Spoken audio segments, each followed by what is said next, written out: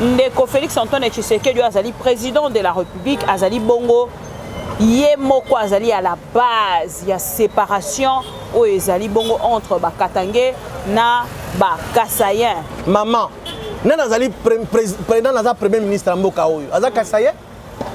Nana azali directeur de cabinet chef de l'état oyo aza Kasayen. Aza Kasayen, ce sont les Katangé. Mais baza ba congolais.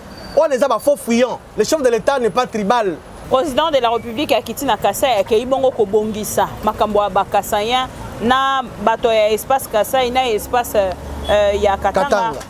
Na kati wana tomoni bongo absence totale ya Moïse Katumbi nini tokoki ko retenir. Bon maman omoni politique rassemblement ezalaka appel babengaka moto nyonso. Soki babengi yo babindeko tokutana pola basolo ya mboka. Tu peux ou ne pas être là. Bah si Zandé on appelle Moïse Katumbi c'est faux. Peut-être que Moïse Katumbi a raison. Oh et ça là qui gagne à la tête. Peut-être là qui est indisponibilisé, ceux qui sont indisposés quoi que ce soit. En tout cas je ne sais pas. Bah parce qu'il y a invitation le quoi la bâtonnier ça. Est-ce qu'à Zoa qui a invitation? Je crois bien oui. Moi je suis sincère madame. Je suis sincère. L'idée Moïse Katumbi naturellement a leader il y a espace grand Katanga. Mutakobo yango azate. Kokende ko lukando ki musika te bando kezalika kabiso bato to ali la chef de l'état. Baza basite ba mibali. Mobile a une décision une fois pour toutes. Mais tant que dans ensemble se prononcer que va quitter non sacré. Tout le monde qui bazana biso parce que bazal ba membre du gouvernement bazali, ba entreprise publique ba tout le monde bazal gérer bazali. Donc dire que balongo était mais to linginde franchise za la politique. Biso bato tota mo konzambo ka pesi biso confiance to sala pembe na ye to za ko aider mo konzambo ka te. Bloc patriotique oyo kufaka ezongi lisusu. Et Koufaka yom tobomaka. Ça a plus de 4 mois. Mais les partis politiques étaient vrai ou faux, il y a la guerre en RDC. Bon, c'est vrai, bande ko Koufa. Boutumo il bande ko Koufa.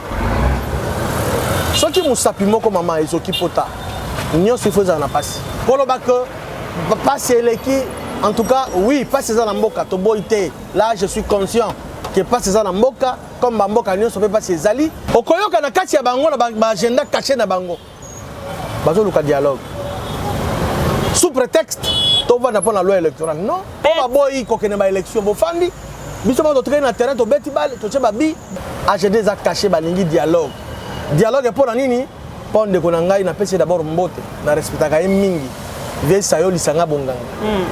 Pour comme ministre le sous. Azalaka yemo na parti na disoc. Yo bona seja disoc place ezalaka.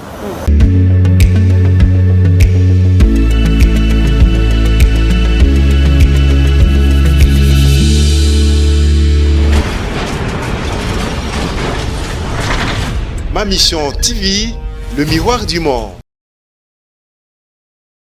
Le fidèle de Am TV, bienvenue encore une fois. On se retrouve à travers cette émission Allo Congo avec votre servante Bibi Kapinga, la Pro Congo. On se retrouve aujourd'hui avec un nouveau invité qu'on appelle Monsieur Junior Bakokela Oyo Azali, secrétaire général il y a parti UFF, parti cher Yandeko Constantin Bengele, honorable député à Kitope Simbote à passant. Tokutani na elelo makambo ezali penza ebele na mesa ya kolobela tomoni bongo na ngambo ya opposition bake kosala bloc moko pe na bandeko il y a ba force sociale pe civile na ngambo na bango ba sangani penza boebite tango ba sangani ba sali déclaration moko ya makasi penza oyo bato ebele balandi bongo à travers ma mission TV le miroir du monde tokosola bongo makambo oyo yo boebike na ngambo ya Katanga, président de la République à Kitaki pour clôturer Bosangani, Topé Bokutani, Ikolo et Messa, Topé dialogue entre le Grand Katanga na Grand Kasai. Toko solo la peli sous Makambetali Bongo, Jules Alingete, Nangambonae, Asali, rétro-pédalage ou à se rendre penza quand te aloba ki mabe, Toko solo la yango, et Toko sou qui s'en a point au Etali Bongo, ba confrère Nabiso. Oyo bazali bongo en danger tozali koloba yango lolenge wana po mosala na bango ezali étouffé esengeli tolobela yango tozali na moko ya bino awa oyo azali moko ya bandeko ya union sacrée tosolola na ye mbote ndeko Junior Bakokela. Mbote Mama Bibi Kapinga, merci na opportunité au Pesibiso Lelo, Toya Kabolana Baimboka Masolo. Merci na plateau une fois de plus na caméra ya MMTV. Biso loko la parti politique union fait la force na qualité na nga loko la secrétaire général.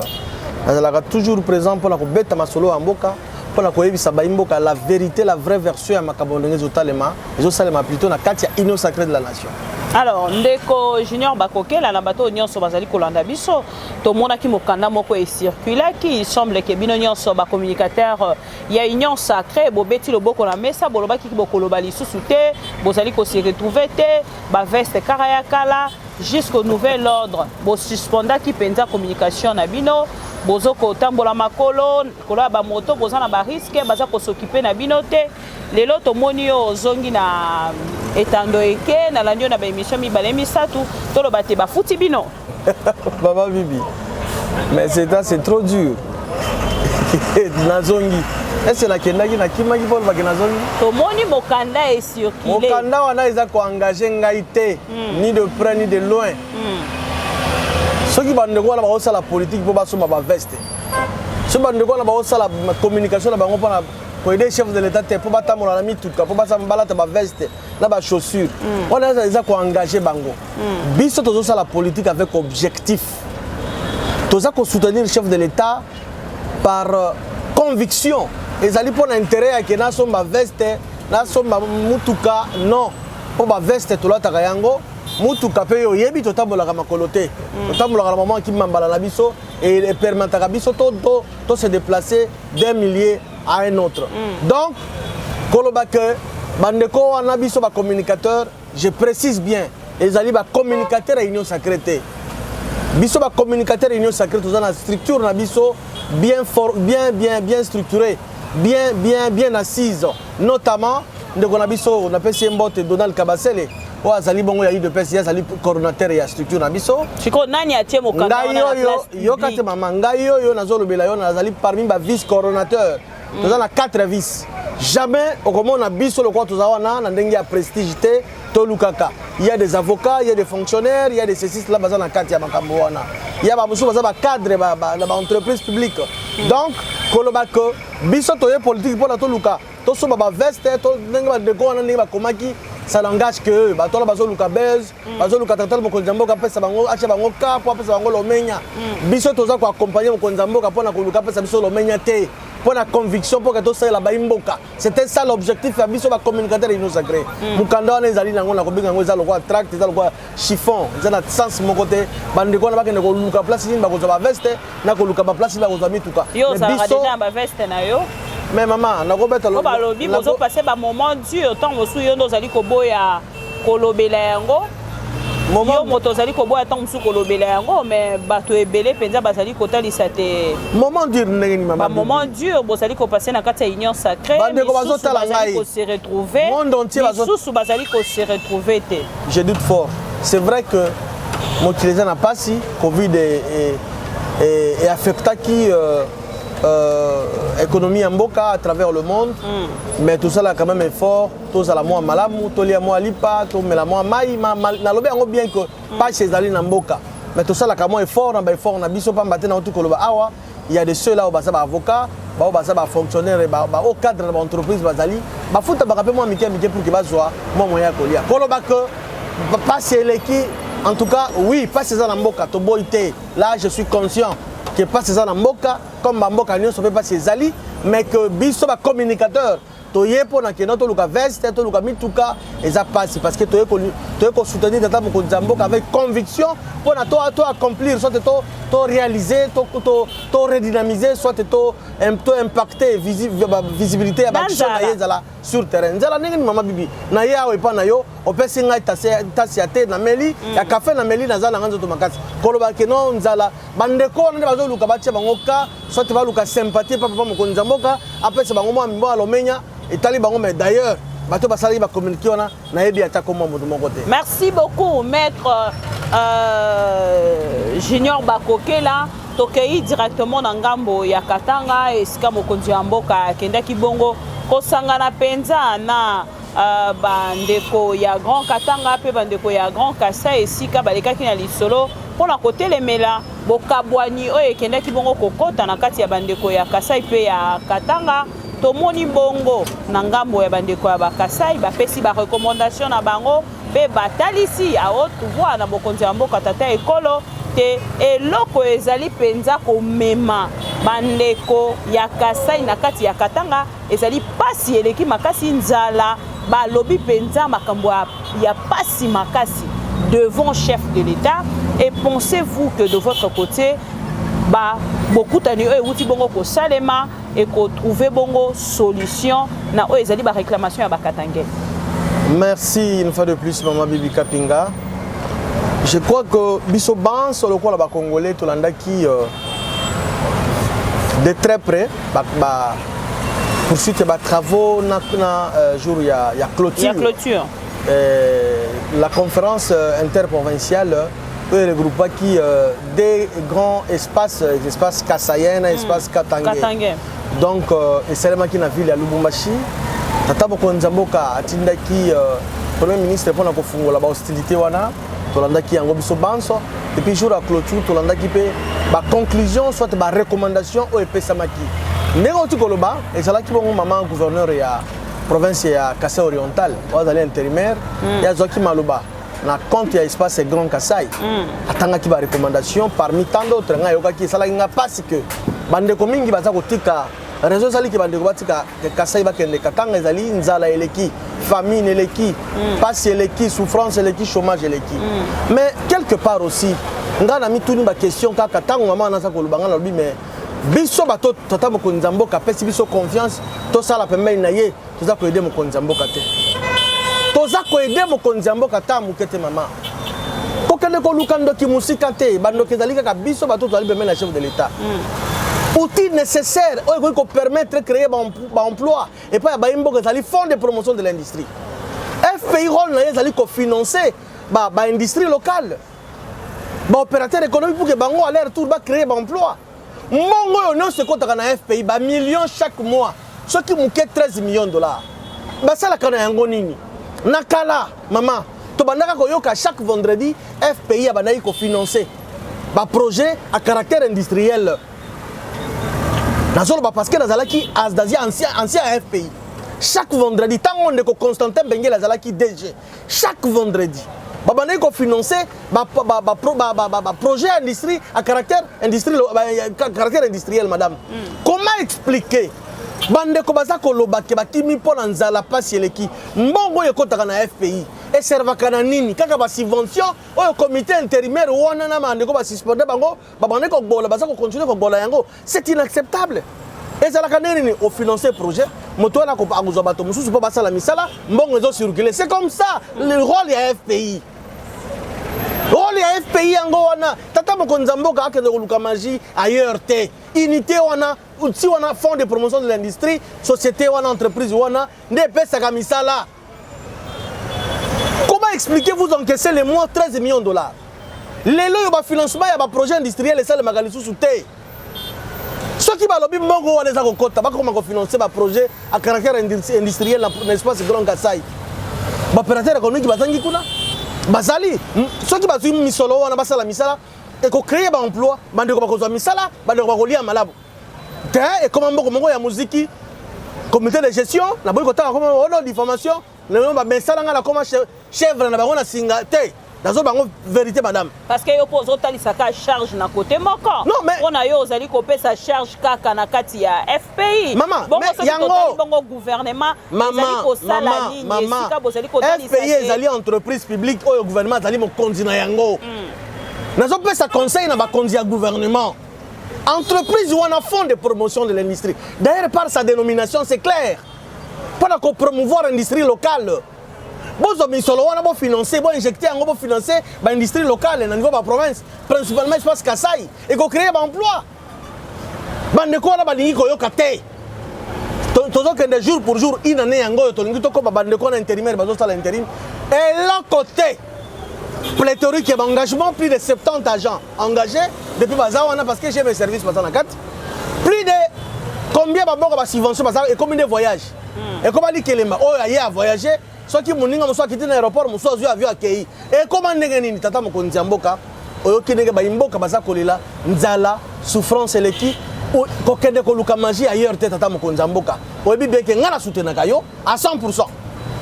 FPI tia bato bakoki bato oyo bako baza à la hauteur. Wana ozo réclamer kaka pona ndeko constater. Non, loin de là, c'est un député, il est député. Il siège au Parlement. Nalobi baza na kati wana ba fils bezo bazali. Ba fils bezo bazali wana mama. O ba yebi ko sala musala ba ko redresser ba ko redorer image wana. Ba tia bango pour que ba financer ba industrie locale. Pamba te ba imboka bandeko na ngai ba kasayen. Bandeko na ngai ba congolais bazwa misala ekozala malamu. Et bongo projet à 145 territoires au batali sibiso te sengela ki bongo pe e yana lisungi pona kotombola bongo ba province boni pe komi na niveau nini. Est-ce que yango pe koki ko participer na o ezali bongo moniokoli ya bandeko ya ba province? Certainement oui. C'est un projet to betele ki yango maboko ya 145 territoires. Notamment territoire d'origine, il y a territoire de Ingende, la province Équateur, qui bénéficie de projet wana ezali vraiment un projet batonnion so babeta ki maboko. Et ce processus est en cours. On espère bien que tout comme au mois de juin juillet, peut-être vraiment projet nous allons effectif. Nous félicitons ces grands projets à 145 territoires pour que les Congolais aient vraiment développement au niveau de base. Mais nous avons cette maman Bibi, les cambo ya pauvreté dans des bandes ya Kasai balobeli ya ba recommandation. Mongo ezali na kati ya FPI eza ko tepa bato bazako maman gouvernement parce que ezali pe entreprise ya gouvernement te. Premier ministre papa bon tiens le nécessaire pour que bambongo eza wana ngana ko ndeko ba suspendaka ya lobaka tango akei atikaka 33 millions de dollars en caisse. Depuis accueillir les lots qui na une année ba baza wana ba encaisser combien plus 33 millions ba financer combien de projets ba financer ba projet ceux qui va financer comme 50 projets ceux qui va financer ba projet industriel comme 50 j'ai même quiconque défi et c'est la directeur d'une FPI ba kotina ye ngana to sala débat contradictoire mbongo wana ko servir ba congolais bazwa misala bandeko nanga ya Kasai nzala esila po ba kozwa lo menya chaque fois ce ba sala misala c'est ça l'importance ya bandeko nanga les lopé parmi ba recommandation mosu ba senga qu'il faut relancer Miba Miba ezala qui peut une grande société au bandeko nanga ya Kasai bazala qui ko pe mamna kimia pe na esengo tout ça on appelle le gouvernement de la République botia ba moyen pour relancer Miba pour que bande konanga j'insiste bien mes frères Kasayen moi j'appartiens à toutes les 26 provinces OK na Otuele kokuta ngai OK na Kasai kokuta ngai OK na Katanga kokuta ngai na Sud Kivu partout na zali alors ce sont mes frères baza ko souffrir baza ko mériter peu mieux toko chiter na point oyo maître batebele te na sujet to zali kotalisa ya Grand Katanga na Grand Kasai batalisi ebele penza balobi bayi politique ebele bazali kotalisa na ngambo la bango balobi te ndeko Félix Antoine Tshisekedi azali président de la République azali bongo ye moko azali à la base ya séparation o ezali bongo entre bakatangé na bakasayen yo na ngambo na yo okotalisa boni tango bazali kotalisa te pourcentage topeto élevé ya bakasayen o bazali autour ya chef de l'État lokuta bakosi soki bandeko wana balobi ndenge wana ezali kaka motema mabe maman nana azali président naza premier ministre ya mboka oyo aza Kasaye nana azali directeur de cabinet chef de l'État oyo aza Kasaye ce sont les Katangais mais baza ba congolais on est ba faux fuyant le chef de l'État n'est pas tribal nous avons un président qui associe tout le monde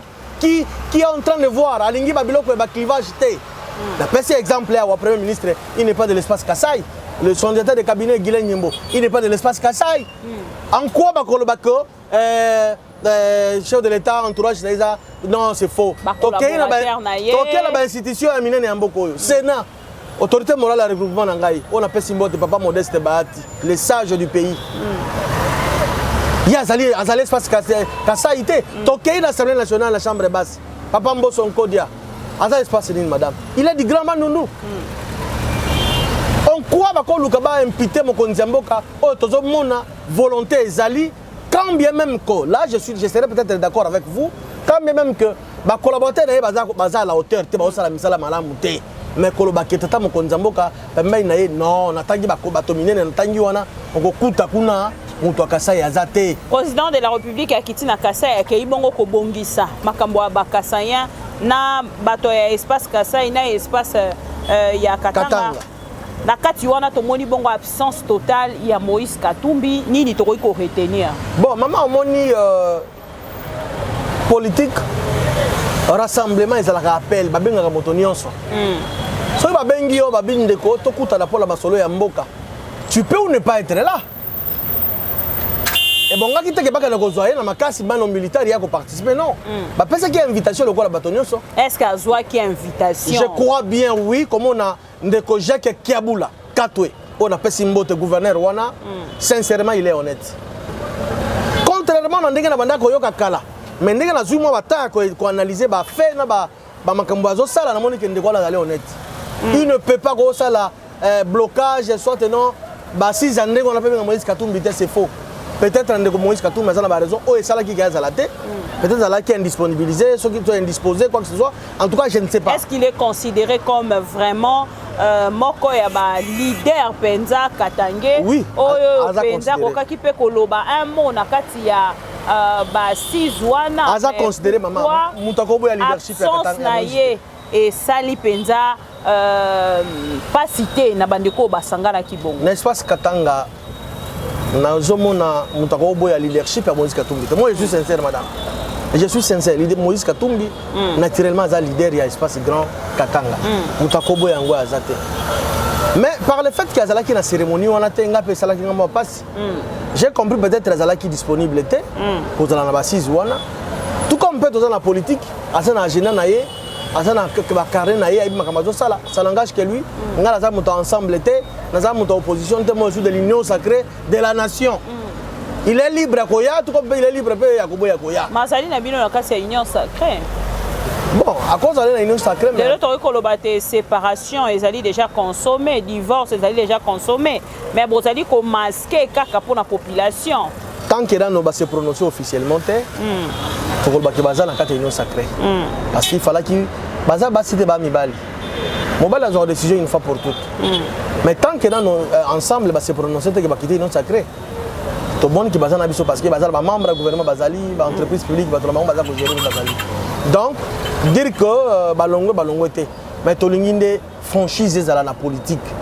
Ba benga ngo pe na lingala. Bino bozali franc na ndenge ya jeté. Tango bazali kotani solo na politique ezala. Après si mbote na ndeko Israël mutombo.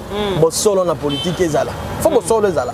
Ba ko bombaka wana ezate maman parce que monter il en restera toujours quelque chose.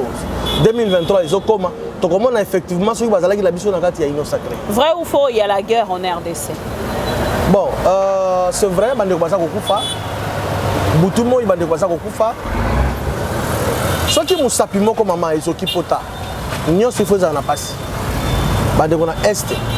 Malgré les efforts, au tata mokonza mboka sola la tête butu moyo aza ko conjuguer pour na ke kimezo na kati ya partie ya est na biso na Ituri na Nord Kivu bato baza batika kokufa. Chef de l'état lali pongite alobi ete ya kozwa pongi mukolo bande ko bakotika kokufa pe kimia dans l'ensemble du pays zongi normal.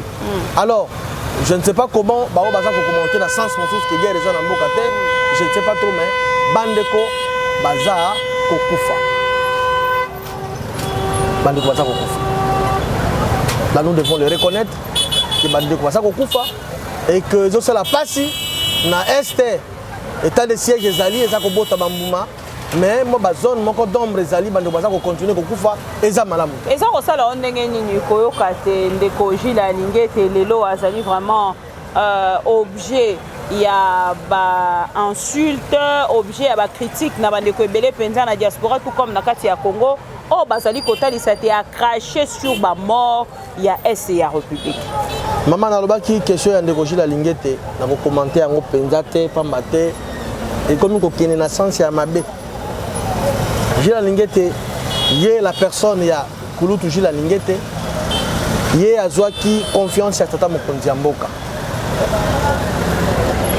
Ayebi misala place misala na place ba limite ya il y a ba prérogative il y a inspecteur chef de service ezali comme maintenant na Katia aza rattaché na Katia présidence de la République donc et le pour ça qui a kende kuna ko makambo wana pour ka yango lokwa biso banso mais quelque part nayoki bon moi je n'ai pas suivi ça nayoki qui a s'amendé à sengi pardon ndenge nayoki est-ce que ça ya solo azali ko présenter be excuse na ye na bato nyonso bazwaki mabe maloba oyo voilà lokola s'excuser pona yoka ka bato bisanga menga na landi yango te lokola s'excuser asa mwana Congo mais quelque part aussi to le baka pe vérité kulu toujours la lingete za mabe te mais entourage ya kulu toujours la lingete la zomona bango bazo na ba orgueil moko ya mabe ce n'est pas bon c'est-à-dire ba entourage na ye ba collaborateur na ye baza na respect ya bato te baza na concorrent ko minimiser bato mais ye moko kulu toujours la lingete na mona kaye aza vraiment honnête à respecter ka bato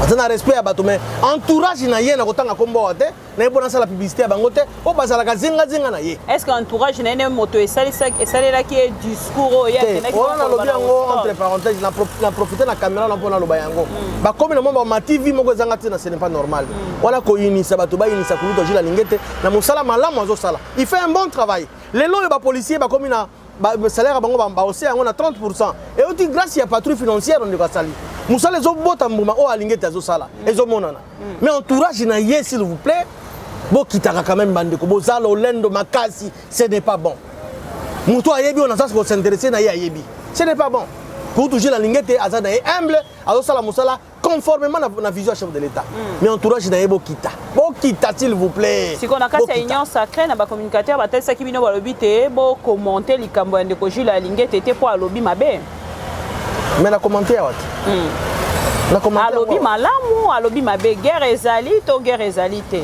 peut-être po tomoni penza ba ndeko Jules Alingete uti bongo koleka peut-être ndeko Jules Alingete likambo etali bongo est ya république to pe peut-être ndeko Jules Alingete elobisi penza mokili mobimba yango tozongi epa na bino bato ya union sacrée po te botalisa biso ndeko Jules Alingete alobaki bosolo alobi malamu alobi mabe. Moi je crois que Congolais misusu pas dans l'ensemble une partie de la population comprendre qu'il ndeko Jules Alingete te ni na lingera loba na souci ya ko sala que misale comme na mboka ba investisseur ba ya. C'est ça maman. Parce que les investisseurs bazoya te. Na mo crédibilité comme na yango libanda. Na sincérité na rigueur ya musala za ko sala. Omoni Alingete za mabete na za ko insister ko beta 7 kuluta za mabete. Rigueur ya musala za ko sala mindele ba ko mo pesa confiance. Ba moni que oui, lelo un certain pays moko lokola RDC ba ko za ko bunda lutte contre la corruption na ba détournement. Grâce à qui tata moko nzamboka impulsion na vision na ye akitisa lango pa Alingete za simple exécutant azo respecter homme ko nzamboka zo sala yango mona ke na ibona benga ba investisseur ba ya na Congo ba ya ko investir mais ne balobaka que mbongo ndenge balo yoka te mama balobaka que mbongo linga l'argent n'aime pas de bruit mbongo linga place makele te. Vous voyez vraiment qu'un opérateur économique sérieux, un investisseur sérieux, et pensez-vous que ces investisseurs-là ne sont pas au courant de ce qui se passe? S'il te plaît, maman, en République démocratique du Congo. Merci beaucoup. Un investisseur sérieux qui investir là où il y a la guerre. Non, là où il y a l'impunité, ceci, c'est là. Il y a des investisseurs pour que les Congolais soient mis là. Les Congolais Équateur, Katanga, partout dans le Congo, dans ce titre-là, que nous avons dit que Baya Boboule Zanamboka. Mais entre autres, l'opposition au Balinga Malamute et à la Congolais va commenter dans le sens contraire de l'envenimée situation. Et heureusement, nous avons pardon à retirer parole. Nous avons compris qui est Malamute. Mais le gars a compris qui est. Tout le monde a dit que, alors qu'il y a un sens figuré, il y a qui malam. Nous avons insisté, entourage à toujours la ligne, botika lolendo, ce n'est pas bon. Ce n'est pas bon. Ndeko Junior Bakokela, Tomoni Bongo, bloc patriotique, Bakei Bongo la Kosanga, pe bazali ko projeter déjà activité à Minene l'un de ces 4 matins, déjà batali ici les 6 mais bakozala bongo na nzela na marche moko ya monene liboso ya palais du peuple pour na kotelemela bakosala sit-in liboso ya palais du peuple pour na kotelemela ikambo oyo etali bongo loi électorale oyo ezali kotambola bongo mabe. Maman Bibi, une question très pertinente et importante. Bloc patriotique, oye kufaka ezongi lisusu. Et Koufaka yom tobomaka. Ça a plus de 4 mois. Mais les partis politiques étaient, les blocs, les Jarakaka, ceux qui batali makambo, les penza, les ko toucher. Si quoi va siéger, pour quel fait? Pour quelle fin, madame? Pour passer la nini? Ni des autres marchés. Au Koyo, quand on a caché bango, l'agenda caché na bango. Bazo le dialogue. Sous prétexte, on va pas la loi électorale. Non. La loi électorale va réformer ça le Magawat. Dans le Parlement, non? L'Assemblée nationale. Actuellement, d'ailleurs, dans la session, les locaux tous d'ailleurs on a quatre plateaux d'ailleurs, on a besoin de nous. Mais, ils ont la Mouka, ils ont la FCC. Bazan a délégué dans le Parlement. Ba désiderata na bango wana, ba posa na bango ba cahier de charge. Ba pesa on ba député na bango ba endosser responsabilité, ba que de soumettre yango kuna ba débattre yango.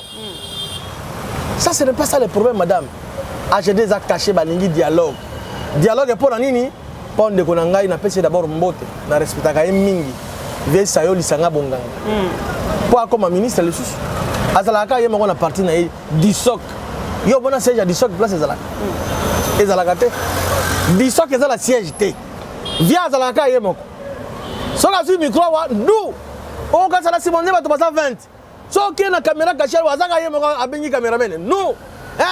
Non. Peuple congolais ça sous deep T. Ceux qui bossent la désiderata bolingi effectivement tout le makambo ya il y a l'électoral. Les institutions sont là, ils sont en interne, pas à l'externe. Ils sont à l'extraté, ils sont en interne. Hein? Bango balingi bango te bazolinga pour que bakwa ba poste bakwa ba ministère bazwa bakwa ba nani yango biso mengamba na bino te ko tikela bino ce n'est pas normal comme on a kaka bango bakwa ka ba poste ya minene bakwa ka ba poste ya mike kaka bango vesa yo lisanga mais kulutu rappelle sur le sac vie pas aux abokula kalangai mais ce qu'on a ba poste ba réclamation pour la loi électorale. Pesa ba député ya la muka bazali wana ba dos ndombasi bazawana baya na ngona parlement ba débat en découdre bolingi libanda pona nini et quelque chose aussi madame nayoki ko kulutu la biso nani Adolphe Muzito alobi il faut bona non clair ba sur la par rapport ya bloc wana ba kutani pourquoi madame FCC bazalaka ba jongleur bazalaka ba dribbleur au moni FCC ba ko pesa bango confiance té. Mais bozana bango na kati ya union sacrée. Au moni trésor mputu na makambo ya football. FCC bazalo ko ba trésor mputu siko na makambo ya mbongo. Soki bo pesi FCC confiance kaka ma ba ko chodine bino ba dribbler bino. Yango moni lokola ndeko Muzito auta na FCC, auta na ba entrée ya FCC. Alobi na yebi bango malamu il faut to vendre total bien makambo tozo sala. Na kati ya donc yiki ki na kati ya bango madame. Mais maître nini ezali ko déranger penza union sacrée. Comment na bandeko ya FCC ko sangana bandeko ya Lamuka na ba force sociale et civile. Mais ça ko déranger biso na côté. Tozola la pongi lokola ba bébé mais to lobby bozo supporter comment na bango elongo te soki bomoni bango elongo bozali ko talisa teo ba sangani na Kabila. D'ailleurs kudo ma soko landaki déclaration batanga ki ona bo bilongi bazali ki ona moni ki bango mako d'abord baza sur na bazo sala te. Tala bilongi ba telema ki ona. Baza sira makambo bazolo bate. Bon, to tenter kaka chance, sauter ko simba. C'était ça. Na ibi ba vient nga bazala ki ebele na kotanga kombo tela sala publicité na bango te. Mais na mona ibi vesa yo azala ki. Vesa yo lisanga monganga. Vena nga kaka la ba dernière minute bopo aluka kaka beta ngidi. Filet ningana. Donc bande kos to boy tembo ke za ya biso nyonso. Ba réclamation na bino eza fondé eza malamu pour que toka na ba élection na ndenge ya kimia mais tolingeza la kati ya ba institution ya mboka parlement eza wana boza na ba délégué na bino ba représentant baza kuna ba député ba sénateur bazali bo pesa bango ba désiderata na bino ba souci na bino ba cahier de charge ba endosser yango ba kende ko déposer yango na parlement ba discuter libanda ya kinzonzi oto benda to sala aba palabre au dialogue pour suka nani oya bima ministre d'État ministre ya relation avec le parlement to boy biloko wana nous allons aux élections kinzonzi dialogue ezalaka malamu pona mboka mais o bozoya na yango ezali pona malamu te ezali pona bolamu na bino lolenge moko bazali kotalisa au détriment ya peuple congolais lolenge moko pe bazali kotalisa na ngambo na bino te o bozali koya na yango kolekisa na makasi to par force ba réforme électorale pona bandeko pe ya Lamuka to pe ba force nyonso o basangani kuna na kati politique pe sociale na ngambo na bango bazali kotalisa te ezali pe malamu te na ngambo na bino kolekisa par force likambo etali bongo ba réforme électorale. Maman, kolekisa par force ndenge nini ndeko Delice sanga ya en vol aza moto ya union sacrée il n'est pas de l'union sacrée. Il n'est pas dans l'union sacrée aussi. Bandeko Claudel Loubaya Obaswaka, ma position contre même mes volontés d'union sacrée. Bangonne les 13 parlementaires ou on baza liboso. Les lots que tu vas défendre ma préoccupation à député. Vas répondre bangonne les lots. Vous voulez nous dire que la moukal moutouasali, enfin, c'est un lapsus. Union sacrée moutouasali à biloko non maman. Ma député nous sommes la liberté, il y a quoi apporter, ma réforme, la question électorale. C'est clair. Est-ce que vraiment l'Union sacrée est allée couper sa valeur n'a pas eu opposition, topé opposition est allée penza na place na kati ya bokamba mi Union sacrée. Makasi. Côté nini. Mais quel est le parlement la pesioka na to le belawa ndeko aza ko zo leadership na makambo wana ya ba réforme. Si ne déroute de liste sanga, il est de l'opposition. A déclaré ouvertement à lobby, je ne suis plus dans l'union sacrée na bimi. Na pesimbote na camarade na ngai porte-parole et en vol Rodrigue Ramazani. Tondong banakana ye butumo ina ba plateau à TV. Pour la makambo ya ba réforme. Il est temps de Kongo zakuna ndeko président il y a en vol l'excellent juriste vient ngai Delis Sanga très intelligent. Ngambo na bino a commis très intelligent a commis. Azala ngambo na biso te Delis Sanga azala ngambo ino secrétaire. Azali ko sala makambo azali ko Delis Sanga azala sala makambo ningi sala. A commis excellent juriste. Lobi tanga saki makambo sepesa ki bino te bo fingi ye chauve-souris azala kana esika te tala kututala. Nanya ko boya dimension cognitive ya vient Delis Sanga. Nana koboya capacité intellectuelle ya vie de lycée sanga nana koboya connaissance ya vie wana amoko za mutema be ngai naza juriste sérieux vie de lycée sanga mayele azakuna zondongwana na ba député na ba recommandation ba député pour que question na to bossa kala mingi te mama to que le 15 juin faut que session to clôturer ngo to zo déjà ba loi ba réforme ba loi salema déjà bande ko bazo luka ba sala ba site ni wana et réseaux za pour la loi électorale te balingi to vanda ba monique ba on va aller chop chop pour que ba so bon que la élection nous allons aux élections papa toi quelle élection mais quelles élections est-ce que Kosala Penza ba bonnes élections aux populations congolaises azali causer là to borosala déshabiller Jean pour habiller Paul oh nyonso population qui revendiquer lobby boye nango na kati ya ba élection na bino lobby to comme sur na ba vérité des yeux maman Bibi Kapinga en toute modestie je vous dis il y aura bah élection au Congo ils ont noté des bonnes élections des belles élections au Mbo cannabis de la kozwa je vous dis avec quel président il y a Ngambo ya Seni ndeko Kadima au bandeko bazali ko boya il n'est pas seul bon bandeko ba o ba uti PPRD non ba uti FCC baza wana AG Matembo aza moto ya FCC non kulutu na ngana ni comment ni nani à la fin bosuki na ko débaucher lokola makambo bozaki ko boya lobby maman il tracabiliste et sans le col à AG Matembo va débaucher. AG Matembo toto débaucher il tracabiliste. Yalinga Kabila kolega même na bana Kabila ne balinga papa na bango. Pe ba débaucher AG Matembo. PPRD kenda na ko dénoncer tali sa te bakenda na kombo na bango. Maman c'est faux. Venanga yo nani azaki président groupe parlementaire à PPRD. Ou azakuna deuxième vice-président. Okaza kana na volonté na akela la volonté na vient en manier na bossa ndeko mona yi hein akela volonté aza deuxième vice-président Seni madame les trains pour la élection ils sont déjà en marche il n'y a pas question que nous cacotiam sur ma peau de banane pour que tu vendre na c'est tout balance pour raisonner nous allons aux élections pour l'année prochaine 2023 alors tant mieux mais boy ko kene ba élection bo fandi biso ba train na terrain to beti bal to cheba bi différence ligne ko sala entre Bino na Kabila oh Kabila saraki lobby na bino ce qui toke na ba élection na lolenge ozali kolobela ba élection ya Félix ozala transparente oh pas ya Kabila toyokaki hein toyoka rappel ko ba tonyo sorti que ba élection de la transparence de la quitté mais comme Félix Antoine Tshisekedi a bimi quand même président il faut transparence et yango ezalaki kaka na présidence parce que la présidence moyen ko tricher ezalaki te maman ko tricher dingi na présidence parce que mokili mobimba mi c'est ça qui na Congo ceux qui pour koyiba na ba élection maman Chadar allait passer président de la République ceux qui pour tricher na ba élection présidentielle je dis bien ceux qui pour tricher na ba élection présidentielle Emmanuel Ramazani Chadari allait passer président de la République Bambate monde entier batala ki Congo pour la élection balbaki total ambaloyo. Madame, nayoka kutu, je ne précise pas, je ne confirme pas que commando américain bazala qui sont na Gabon non. Ba on est au tala Congo boy non. Maman, le président Félix a été véritablement voté, élu massivement par le peuple congolais. Motoko Saminote. Ce qui Joseph Kabila a truqué l'élection à Ramazan Chadari avec 70%. Et Simba qui t'est dégainé, maman. Pensez-vous que Nanga Morabino est Simba, tricage, topé, Makambonioso, Batobatele Mena Kilobina Kabila. Parce que côté l'opposition à bloc patriotique, on est basangani apparemment pour Nabino et Kozala Penza dur et Maman Bibi, tricage et Kozala T. Pambate, peuple congolais a payé vigilant. Aza Sousuyou Mate. Tricage et Kozala Nandengeni. Yo, moko yoki kutu la biso na pesi bembote Denis Kadima kaza di président ya Seni à lobby mbalo yo ba résultat affichage Kozala bureau pa bureau. Toko yeba boko tricher ndengeni. Ndengeza.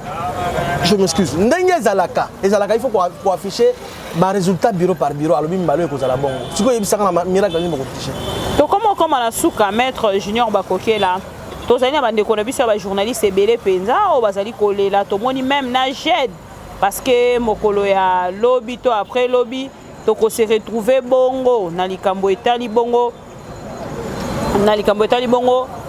fête internationale de la liberté de la presse et ko sala bongo mokolo ya lobby le 3 mai en même temps anniversaire na ngai et ko sala lobby le 3 mai en même temps anniversaire na ngai. Merci beaucoup maître et ko sala lobby le 3 mai.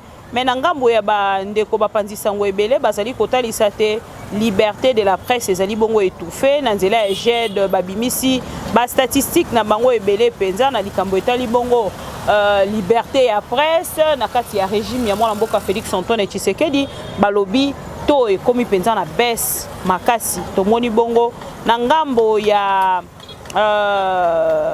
bandeko na biso lokola Peter Chani, Louis France et puis ndeko Pero Luara oyo akangami bongo na Lubumbashi bazali penza na pasi na likambo etali bongo liberté ya kosala mosala na bango lolenge esengeli mosala na bango ezali kozala étouffé depuis un moment et en dehors na yango na kotangela ope bandeko mosusu bazali na souffrance il y a même problème oyo tozali bongo kolobela.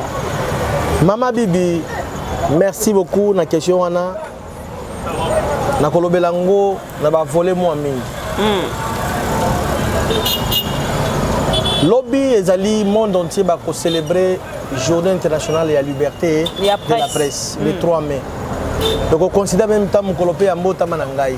Na mbota le 3 mai. Mama Bibi, liberté à presse et ngi koloboza libertinage té. Ko diffamer té. Ba propos diffamatoires té contre la cadre de la liberté de la presse. Ou imputer té ba imputation dommageable té pour la liberté de la presse.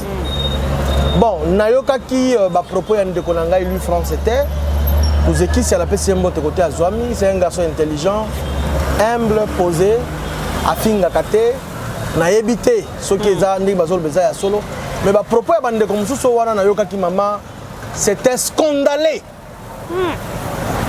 Tout d'abord, avant de ministre Didier Boudimbo azala ministre, il est d'abord un avocat.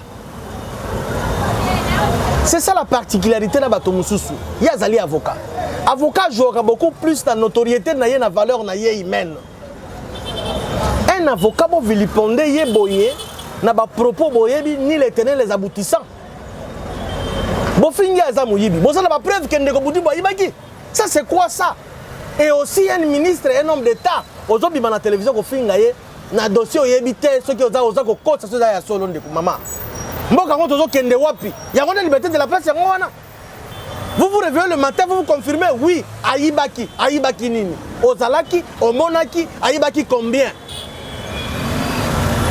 Ce sont des propos diffamatoires et imputations dommageables, maman. Est-ce que bande ko ba mesure ka ba gravité ba fait o ba lo ba na caméra na bango? Excellence Boudimbo, c'est un ministre au-delà de ça, Azali un avocat de circuit. On est avocat jusqu'à la mort. Je le sais parce que je le suis également.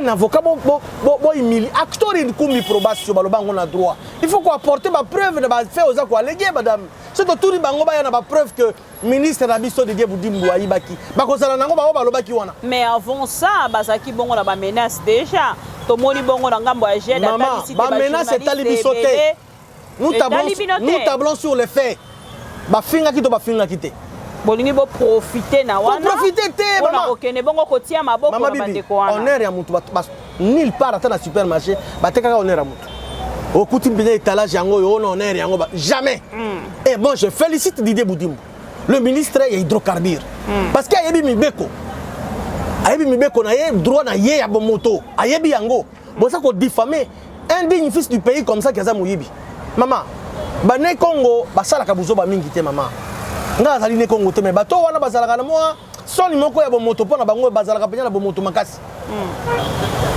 coutume wana culture bandeko wana ya bane Congo bazalaka na moi bomoto na bango un ministre pareil oyo tokangi na mabete boza ko finga yaza moyibi boyebi le pourquoi azalaki interpellé soit convoqué na aner boyebi te question population azali ko tourna pourquoi azalaki interpellé c'est un ministre il y a des questions qui ont trait avec le fonctionnement ya mboka bakopi ko benga ye pour que bazwa ba information sur ye et non balaboko botaki bukala na enveloppe ba bengi parce que ayibaki akola là pendant que ba interpellé ala likuna te mokolo bon so ba question ezali complexe na koyeba eza makamamboka secteur za ko gérer ça secteur bango sensible toi tu comprends lobby awa hausse de prix à carburant mataki mbala moko kaka nini pénurie à carburant la ki na mboka ezali ba question bango sensible bandi ko impacter directement la vie sociale ba congolais alors ceux qui ba benga ki na aner est-ce que vous le mal harmonie yango mais IGF harmonie non maman aner abengi aner eza agence nationale de renseignement bazo information bango songolo ba se ba vérifier ce que ezali ya solo ndeko pesi ba moyen de défense taye ba tiki azoki ndako na ye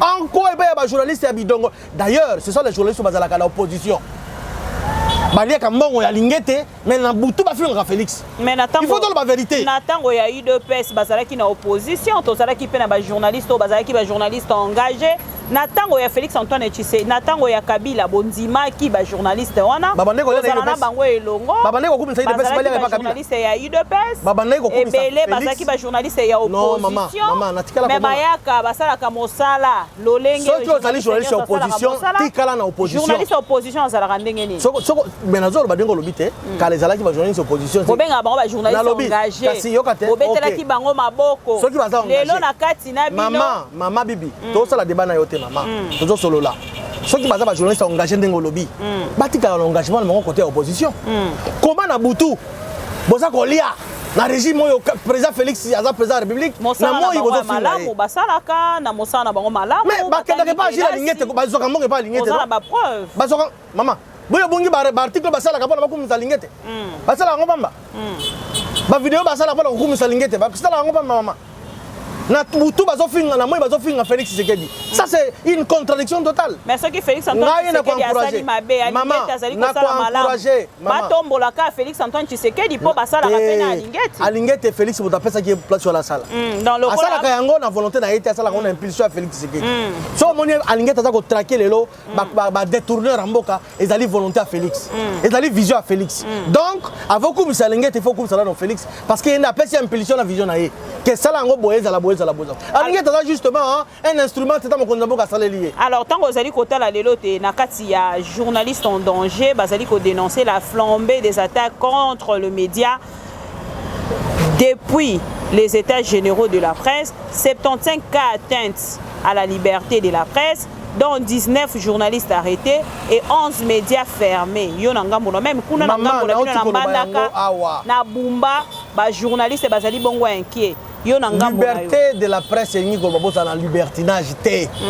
Bon porter atteinte à l'honneur ya mutu té. Bon imputer mutu té. Bon diffamer na mutu té. C'est ça le problème. Mutu moko za likola mibe côté. Le lot koloba té tozali exposé na régime ya mwana mboka. Ndeko Didier Boudimbo a raison. Je le soutiens à 100%. Excellence. Je vous soutiens. Estimés confrères. Azad a raison na pas battre honneur na yezala qui s'appelle zala qui souiller na bandeko wana. Combien de journalistes? Mais je doute fort pour ndeko nanga lui France en tout cas lui France azala makambo wana te parce qu'il a finga raté. Ndeko senga na plainte parce que ndeko lui France tata ministre tozali bandeko na yo on me rappelle qu'il t'a monté ma bonne lui France parce que c'est un monsieur a un problème na batouté a zola kana batouté mais ba ba finga kabutu moi tongo midi pourquoi balia que pas et pas aligné te ba finga Félix bandeko wana tata mokonza ba kuta kipaka bangote lokola va porter atteinte ko diffamer contre un ministre ya mboka un homme d'état un avocat de surcroît. En tout cas, il faut justice et de partager. Ndeko Junior Bakokela tokomi na suka pona lelo. Combien de journalistes au kotangela biso to silisi awa ba journaliste boni au kotangela biso ya bino ya Union Sacrée pe ya Félix Antoine Tshisekedi parce que lelo bokomi kotalisa journaliste ya opposition journaliste ya majorité ba journaliste ya Union Sacrée po talisi ba journaliste ba na opposition au lobby te ba journaliste ba na opposition otangi bandeko Peter otangi bandeko Pero au lobby te ba journaliste mosusu bazana kati otangela biso ba journaliste oyo yo yebi te bango ne basala ka mosala malamu bazali na kati ya Union Sacrée. Maman nazala trop président natangi ngomo bato otangi wana te ce sont mes frères congolais ce sont mes frères na kolinga ba souffrir te mais biso la kati Union Sacrée journaliste ya ya majorité à Zalakate. Bah journaliste rôle na bango ezali. Yo lobi ba oyo ba koyana opposition. Ba la kisi tendance à opposition. Tendance à opposition. Pas besoin finga mokonza boka. Tangela biso besoin ko misa bato bazana opposition. Tangela biso misatu kaka. Ba oyo yebi wana bakenda rapande ko jila lingete oyo bazara na opposition. Ba kumisa rande ko Félix Antoine Tshisekedi te. Peuple congolais nda yebi bango. Tangela biso sko o basala ka mosala malamu. Ba journaliste basala ka mosala malamu. Pe bazali na kati ya Union Sacrée. Te bazali. Bango batombola ka papa Félix Antoine Tshisekedi. Na lobi ba basala ka mosala malamu ko batombola ka tata Félicité. Ba loba ka soka sali malamu ba lobi malamu. So ya ko critiquer ba critiquer. Wana banani. Loko mama bibi kapinga. Yepe aloba ka malamu soki régime sali malamu. Tokomi la souka. Sali mabe a critiquer. Mais un point important to yo tokomi la souka pour la lelo maître to moni bongo bozala ki na ngambo ya ba province. Na Mweka pardon. Nini penza bokendaki kosala po ana Kinshasa balobi te IFF ezokoka te bongo na Mweka kuna bokosala ni. D'abord parti la biso union fait la force sous le leadership du honorable Constantin Bengue le président national de la biso vous allez implanter la fédération union sur Kinshasa. De l'autre Kinshasa so ok na ba 4 fédérations union sur allez représenter madame. Au-delà de ça une mission bakendaki ba membre ya parti totina ba on a base naturelle la biso ya Mweka pour bakende ko relancer ba activité pour la ko lancer ba travaux ba promesse to pesa qui na campagne ya on moni mande ko bakenda ki TV za radio te ba image za wana bazomona une forte délégation ba maman bakenda ki maman Christine Nyunga ba secrétaire national bakenda ki na papa Dia Azali président conseil des sages bakitaki na Mweka na kombo ya président national honorable Constantin Bengue pour lancer ba travaux ba lancer ba travaux ya construction ba école ba hôpitaux lelo mai na Mweka comme ko melama ndenge zalaki kala sous l'égide, sous la volonté de Constantin Bengue, mon du terroir. Au-delà de ça, maman, Constantin Bengue atanga na école Saint-Joseph Collège. Saint-Joseph ya Boulongo. Boulongo c'est un village, mission catholique qui a père Joséphite dans le territoire ya Mweka. École wana Saint-Joseph maman et bimisa bato lokola na tanga kolimbisa ngai. Ndeko professeur Evariste Mabi Mulumba atanga na collège Saint-Joseph Yaboulongo. Ndeko professeur Kazadi Ndouba, papa ya actuel ministre Nicolas Kazadi. Atanga na école wana. Collège Saint-Joseph Yaboulongo. Ndeko professeur Moussenga, ancien DG ya IEC. Ndeko professeur Evariste Bochabe Mabileng, Mabouja. Yepe atanga na école wana. Collège Saint-Joseph Yaboulongo. Ndeko honorable Constantin Bengue yepe atanga ancien DG ya FPI atanga na école wana. Ndeko Constantin Moulamba ancien premier ministre ya mboka na biso na gouvernement ya Joseph Mobutu je crois si je ne m'abuse pas yepe atanga na école wana ya Saint-Joseph Yaboulongo. Mais maman congrégation ya père Joséphite bautaki Belgique pour na koya ko s'installer na Congo principalement na Kasai na territoire mingi ya Mweka côté bazwama ki mingi batangisi babimisi ba personnalité ba personnage minene na mboka na biso. Mais en contrepartie église oyo bango basambe la kamisa Saint-Joseph Yaboulongo ezalaki d'état moko ya délabrement très avancé. Yango bona mboka Constantin Bengue afandi alobité na kombo ya ancien nyonso batanga na collège Joseph Abulongo il faut tout ça quelque chose il faut na sala quelque chose pour na bandeko na biso ya ba congrégation père Joséphite na Bulongo yango moni apesi financement munene pour na ba construire église catholique Saint-Joseph azali député national maman Olive Lemba pesi ba molima na ye te maman ba molima na ye asa député national non maman Olive Lemba pesi leçon eza mona kotonga cathédrale nakumisaka naboyaka mama Olive te oyo yebiki nakumisaka mama Olive na ba œuvre nyonso ya charité asalaka yango ba œuvre sociale asalaka aza mama atushaka motema na ngai aza mama ya kipaka ba orphelin nga nazali orphelin mama ozoyoka mama Olive Constantin Bengele bazali bana ya Nzambe honorable Constantin Bengele Zamba la liboso te a posé geste wana atonga école à église plutôt tango monseigneur Gérard Mulumba de res mémoire azala ki évêque ya Mweka paroisse Saint-Étienne na ma pays totonga église ezali wana TV za radio te mama lelo yo a djuli kanisia kotonga Saint-Joseph ya Bulongo o ekenda sango à travers Kasai à travers le monde ba travaux c'est bandi déjà financement c'est comment qui déjà père curé ya paroisse wana sa zwaki bambongo TV za radio te bato bazomona ninga lati sultani azawana azomona yango et donc félicitations à mon amboka Constantin Bengele oya kani manda na ye azali bongo mosali ya peuple baza ko kana ko sala mingi nzaba pesa ye makasi. Merci beaucoup mon amboka Junior Bakokela. Je rappelle encore une fois que Ozali secrétaire général il y a parti UFF parti cher Yandeko Constantin Bengele to silisi na yo pona lelo. Merci ndenge oyaki na invitation. Merci maman. Malgré tozali ko travailler na ba condition moko ya chantier. Toko ki mayote maman. Tozala kala tango bisengo tozala ensemble na tango pe ya moi tokoya pe kaka. Merci beaucoup. Eza devoir na biso maman. Prochainement okoya okokuta plateau penza kitoko na malili ndenge tozala nango toujours. Merci beaucoup na bandeko nyonso. Message le kabandeko bayoka. Merci beaucoup na bandeko nyonso basoutenaka biso ma mission TV le miroir du monde tolobaka tozali liso pona bino lito imakoloko kitonton réel to sala kayango bobo mesano tokutane na bino mbala sima pona ba information mosusu mais boyebi te bolimbisi nanga bamno bozali ko mona tozali ko pangusa mitoki tozali ko pupola po tozali ko travailler penza na ba condition moko esengeli te mais tokokutana na bino mbala ya sima na ba condition oyo esengeli toujours na kati ya plateau ya ma mission TV mais actuellement un plateau à ciel ouvert. Merci à Olivier Vico derrière la caméra. Merci à Volding Ngituka pour le montage.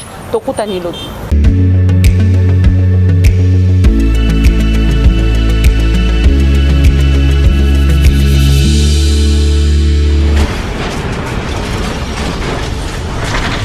Ma mission TV, le miroir du monde.